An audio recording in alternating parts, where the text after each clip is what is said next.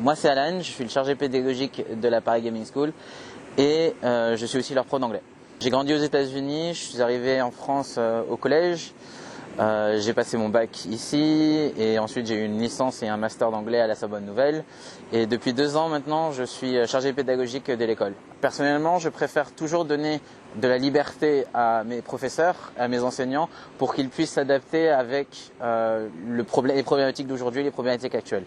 Par contre effectivement j'ai un parcours académique et j'aime beaucoup donner cette histoire d'héritage de compétences et de valeurs, et des valeurs comme la résilience, l'adaptabilité, la flexibilité, mais aussi la curiosité. Dans les cours, dans les modules, vous avez deux types de modules. Vous avez les modules de tronc commun et les modules spécialisés. Dans les modules de tronc commun, vous avez des cours comme l'audiovisuel, donc la production visuelle, le management, tout ce qui est aussi une histoire de communication, gérer les réseaux sociaux, connaître aussi les modules, quels sont les KPI, les Key Performance Indicators.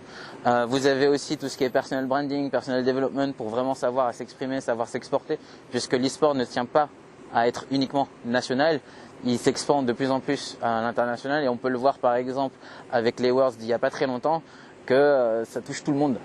Pour l'anglais, c'est un petit peu plus direct. On va les préparer au TOEFL, au TOEIC, au GRE et à toutes sortes d'examens qu'on peut passer.